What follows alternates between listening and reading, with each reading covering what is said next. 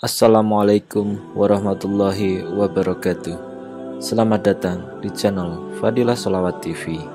Semoga kita senantiasa termasuk golongan umat Islam yang terus menuntut ilmu dan senantiasa mengamalkan apa yang sudah didapat. Jangan lupa untuk subscribe terlebih dahulu agar selalu mendapatkan tausiah-tausiah terbaru dari channel kami. Selamat menyaksikan. Allah Subhanahu wa taala menurunkan Al-Qur'an untuk menjaminkan kebahagiaan.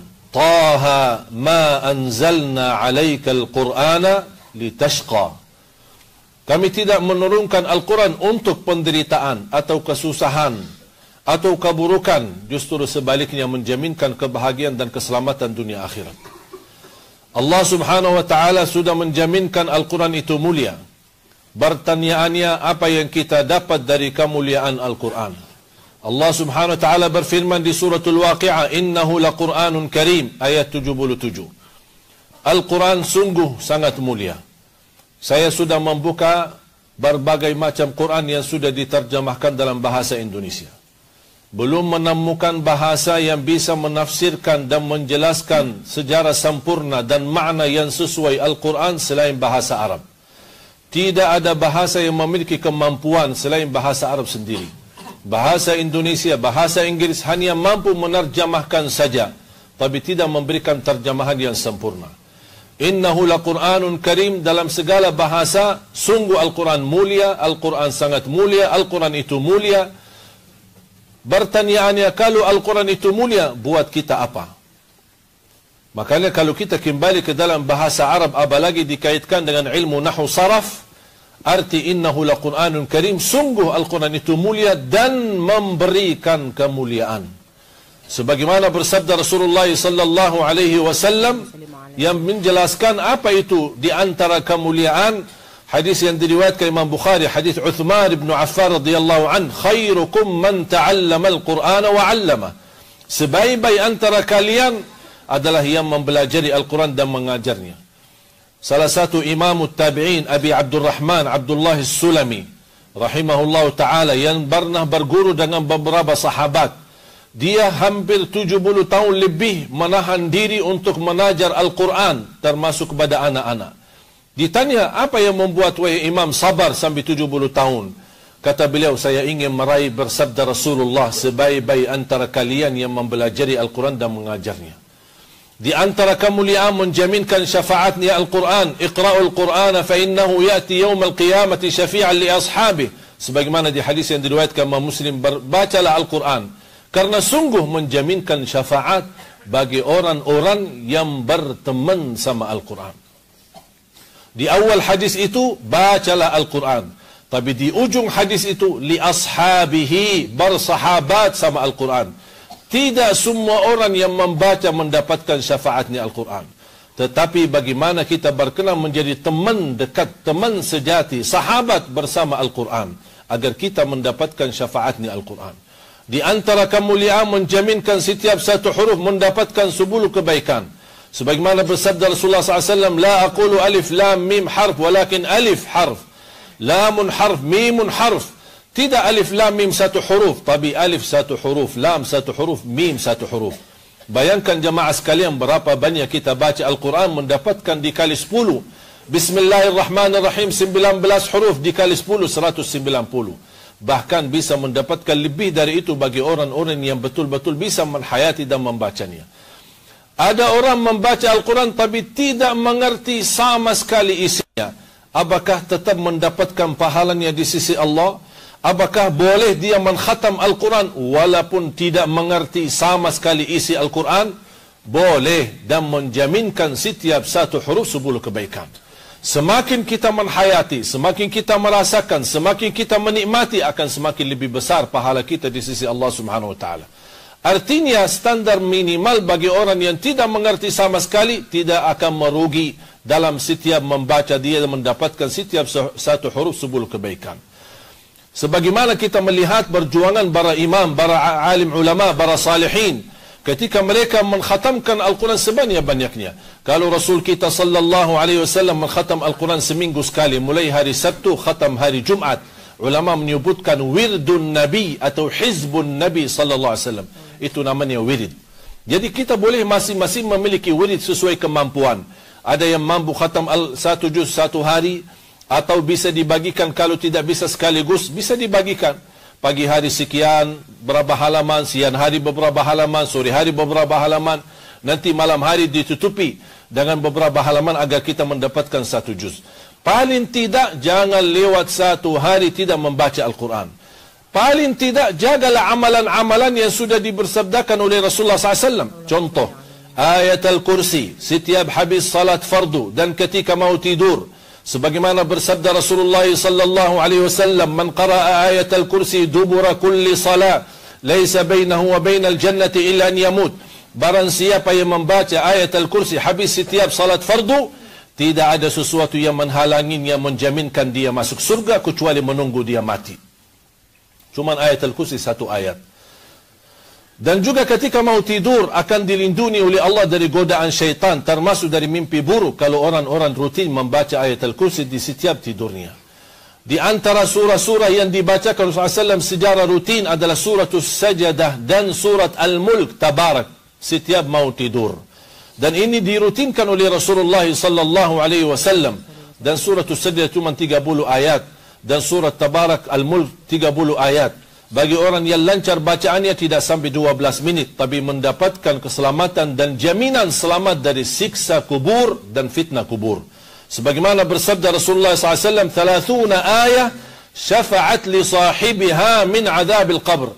Ada di dalam Al-Quran surat, isinya 30 ayat yang telah melamatkan orang itu selamat dari siksa dan fitnah kubur. Itulah surat Tabarak Al-Mulk.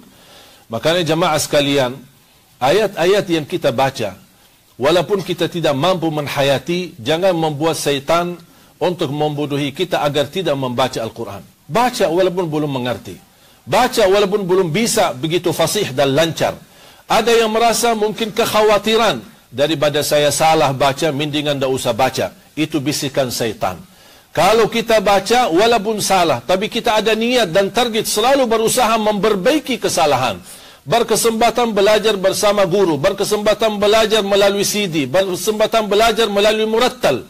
Walaupun upaya dan ikhtiar kita belajar maksimal, tapi masih bacaan kita belum maksimal, jangan khawatir. Karena sudah dijaminkan kita tidak sia-sia perjuangan kita dan tetap mendapatkan pahala di sisi Allah. Sebagaimana bersabda Rasulullah sallallahu alaihi wasallam, "Walladhi yaqra'ul Qur'ana wa yatata'ta'u fi wa huwa 'alaihi syaq, lahu ajran." Barang siapa yang membaca Al-Quran dan menghadapi kesulitan dan kesusahan dalam membacanya, bukan dosa yang dia dapat, justru dia dapat dua pahala. Satu, karena dia mau baca. Yang kedua, Allah menghargai perjuangannya dan kesulitan yang dia hadapi, makanya Allah memberikan pahala atas perjuangannya dan kesusahan yang dia hadapi. Ma'asyiral muslimin, jamaah Jumat yang dimuliakan Allah Subhanahu wa taala. Di antara kemuliaan Al-Quran, hanya kita diminta untuk berteman sama Al-Quran di dunia. Kira-kira apa yang akan dibalas? Kita hanya dalam masa hidup kita di dunia berkenan menjadi teman dekat sama Al-Quran. Akan dibalas apa? Al-Quran akan menemani kita di dunia. Al-Quran akan menemani kita di saat sakratul maut. Al-Quran akan menemani kita saat kita dikuburkan. Al-Quran akan menemani kita saat dibangkitkan hari kiamat. Al-Quran akan menemani kita saat dihisab. Akan Al-Quran menemani kita saat kita jalan di atas sirat. Akan Al-Quran menemani kita sampai di depan pintu surga. Apakah sampai di situ saja dan dia tinggalkan? Tidak. Bahkan akan menemani kita sampai masuk surga. Begitu saja? Tidak.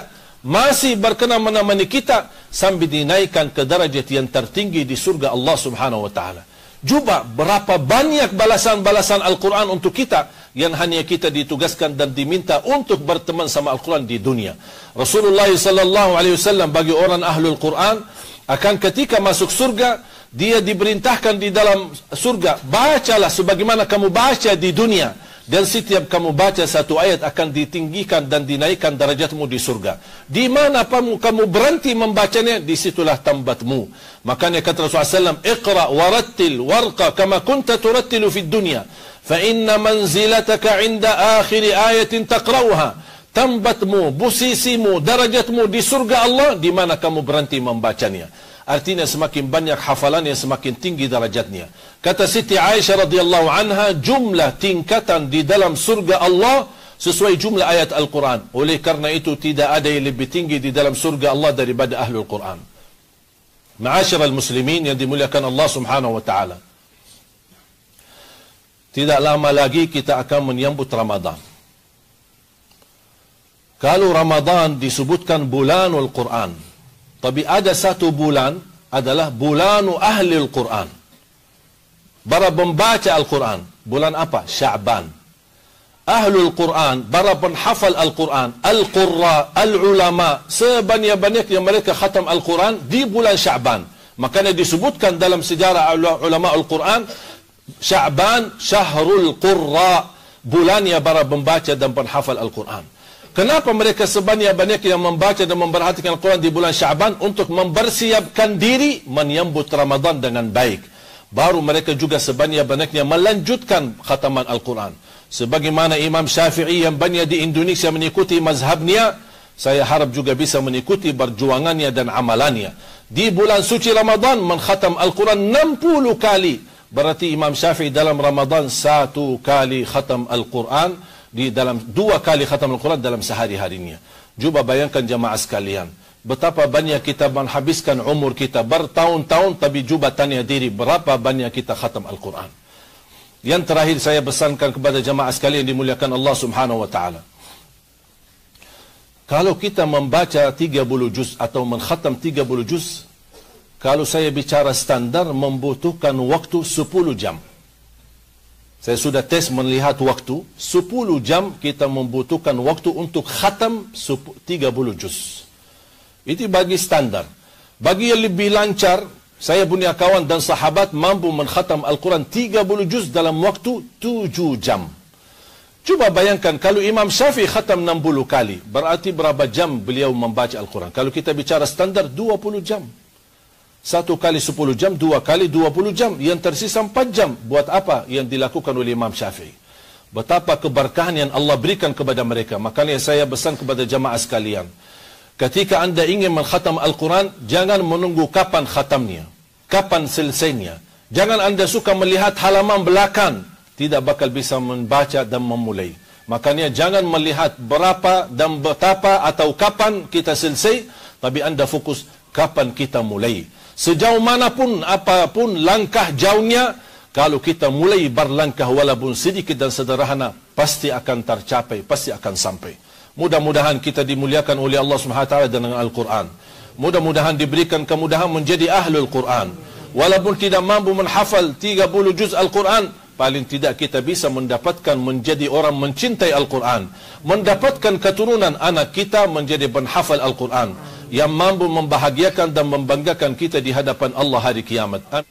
Jangan lewat 1 hari belum baca Al-Quran. Paling tidak mulai harimu dengan membaca Al-Quran, tutupi harimu dengan membaca Al-Quran. Ketika anda keluar rumah mau beraktivitas, walaupun 1 ayat, kemampuan kita, setengah halaman, 1 halaman, apa yang kita bisa? Baca. Dan ketika pulang ke rumah, sebelum tidur, menutupi aktivitas kita, baca ayat-ayat Al-Quran.